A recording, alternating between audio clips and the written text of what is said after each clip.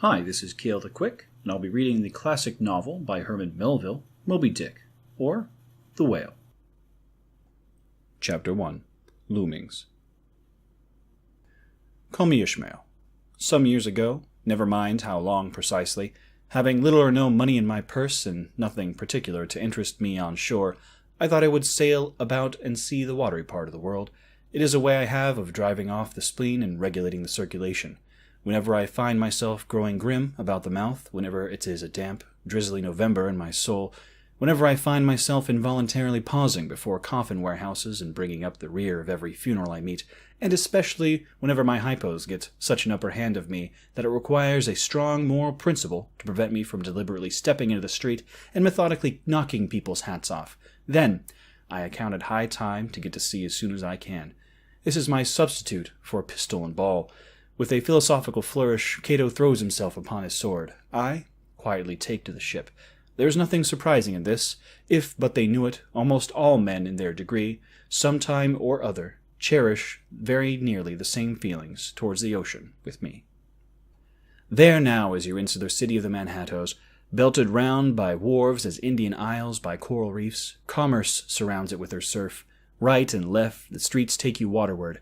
Its extreme downtown is the Battery, where that noble mole is washed by waves and cooled by breezes, which a few hours previous were out of sight of land. Look at the crowds of water-gazers there. Circumambulate the city of a dreamy Sabbath afternoon. Go from Corlear's Hook to Coenties Slip, and from thence by Whitehall northward. What do you see? Posted like silent sentinels all around the town stand thousands upon thousands of mortal men fixed in ocean reveries. Some leaning against the spiles, some seated atop the pierheads, some looking over the bulwarks of ships from China, some high aloft in the rigging, as if striving to get a still better seaward peep.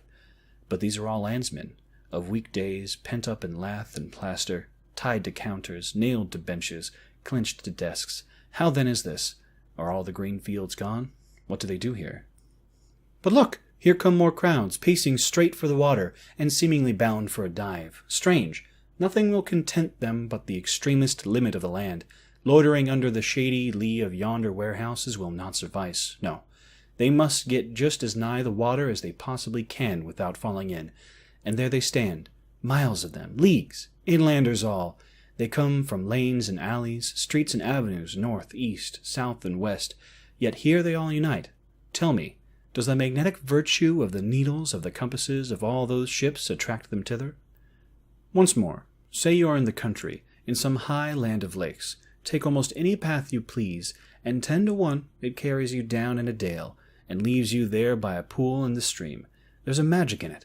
Let the most absent-minded of men be plunged into his deepest reveries. Stand that man on his legs and set his feet a-going, and he will infallibly lead you to water, if water there be at all in that region. Should you ever be athirst in the great American desert, try this experiment. If your caravan happen to be supplied with a metaphysical professor, yes, as everyone knows, a meditation and water are wedded forever. But here is an artist. He desires to paint you the dreamiest, shadiest, quietest, most enchanting bit of romantic landscape in all the valley of the Saco. What is the chief element he employs? There stand his trees, each with a hollowy trunk, as if a hermit with a crucifix were within, and here sleeps his meadow, and there sleep his cattle, and up from yonder cottage goes a sleepy smoke. Deep into distant woodlands, winds a mazy way, reaching to overlapping spurs of mountains bathed in their hillside blue. But though the picture lies thus tranced, and though this pine tree shakes down its sighs like leaves upon the shepherd's head, yet all were in vain unless the shepherd's eye was fixed upon the magic stream before him. Go visit the prairies in June, where for scores on scores of miles you wade knee-deep among tiger lilies. What is the one charm wanting? Water. There is not a drop of water there. Were Niagara but a cataract of sand, would you travel your 1,000 miles to see it? Why did the poor poet of Tennessee, upon suddenly receiving 2 handfuls of silver, deliberate whether to buy him a coat, which he sadly needed, or invest his money in a pedestrian trip to Rockaway Beach? Why is almost every robust, healthy boy with a robust, healthy soul in him at some time or other crazy to go to sea? Why, upon your first voyage as a passenger, did you yourself feel such a mystical vibration when first told that you and your ship were now out of sight of land? Why did the old Persians hold the sea holy? Why did the Greeks give it a separate deity and its own brother of Jove? Surely all this is not without meaning, and still deeper the meaning of that story is Narcissus, who, because he could not grasp the tormenting mild image he saw in the fountain, plunged into it and was drowned. But that same image we ourselves see in all rivers and oceans. It is the image of the ungraspable phantom of life, and this is key to it all.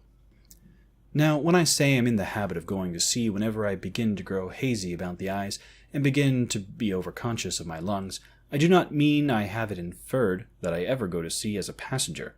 For to go as a passenger you must needs have a purse, and a purse is but a rag unless you have something in it. Besides, passengers get seasick, grow quarrelsome, don't sleep of nights, do not enjoy themselves as much. As a general thing, no, I never go as a passenger, nor, though I am something of a salt, do I ever go to the sea as a commodore, or captain, or cook.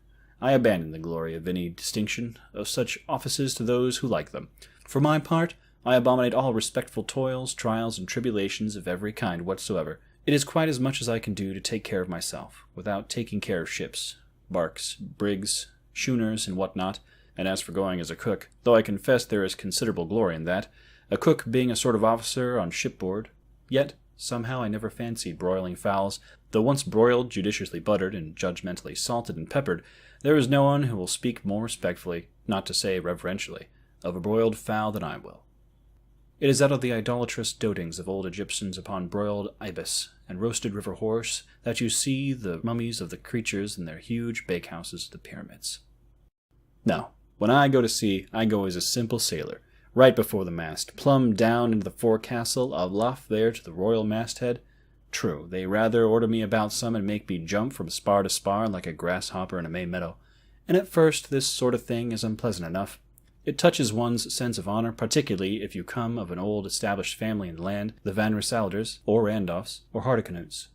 And more than all, if just previous to putting your hand into the tar pot you've been lording it as a country schoolmaster, making the tallest boys stand in awe of you, the transition is a keen one, I assure you, from a schoolmaster to a sailor, and requires a strong decoction of Seneca and the Stoics to enable you to grin and bear it. But even this wears off in time. What of it? If some old hunks of a sea captain orders me to go get a broom and sweep down the decks, what does that indignity amount to? Weighted, I mean, in the scales of the New Testament. Do you think that the Archangel Gabriel thinks anything less of me because I promptly and respectfully obey that old hunks in that particular instance? Who ain't a slave? Tell me that. Well then, however the old sea captains may order me about, however they may thump and punch me about, I have a satisfaction of knowing that all is right, that everybody else is one way or other, in much the same way, either a physical or metaphysical point of view, that is, and so the universal thump is passed around, and all hands should rub each other's shoulder blades, and be content. Again, I always go to sea as a sailor, because they make a point of paying me for my trouble, whereas they never pay passengers a single penny that I ever heard of. On the contrary, passengers themselves must pay, and there is all the difference in the world between paying and being paid. The act of paying is perhaps the most uncomfortable infliction that the two orchard thieves entailed upon us. But being paid, what will compare with it?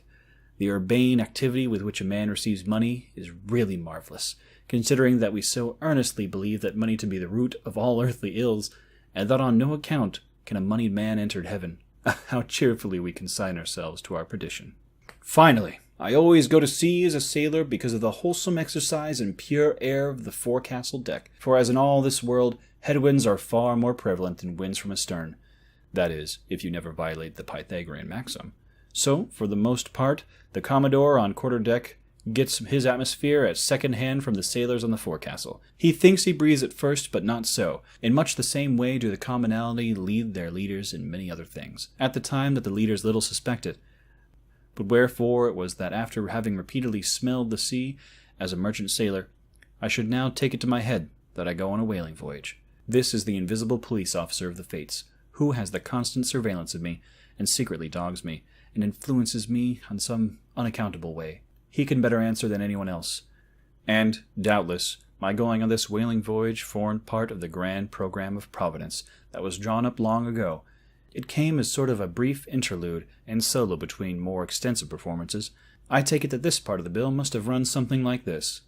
Grand contested election for the presidency of the United States. Whaling voyage by one Ishmael.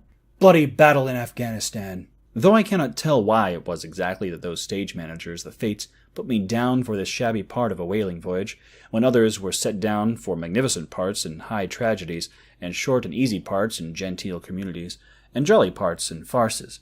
Though I cannot tell why this was exactly, yet, now that I recall all the circumstances, I think I can see a little more into the springs and motives which, being cunningly presented to me under various disguises, inducted me to set about performing the part I did, besides cajoling me into the delusion that it was a choice resulting from my own unbiased free will and discriminating judgment. Chief among these motives was the overwhelming idea of the great whale himself. Such a portentous and mysterious monster roused all my curiosity. Then the wild and distant seas where he rolled his island bulk, the undeliverable, nameless perils of the whale, these, with all the attending marvels of 1,000 Patagonian sights and sounds, helped sway me to my wish. With other men, perhaps such things would not have been inducements. But as for me, I am tormented with an everlasting itch for things remote. I love to sail forbidden seas and land on barbarous coasts. Not ignoring what is good, I am quick to perceive a horror, and could still be social with it, would they let me, since it is but well to be on friendly terms with all the inmates of the place one lodges in. By reason of these things, then, the whaling voyage was welcome. The great floodgates of the wonder world swung open, and in the wild conceits that swayed me to my purpose, two and two there floated into my innermost soul. Endless processions of the whale, and mid most of them all, one grand hooded phantom like a snow hill in the air.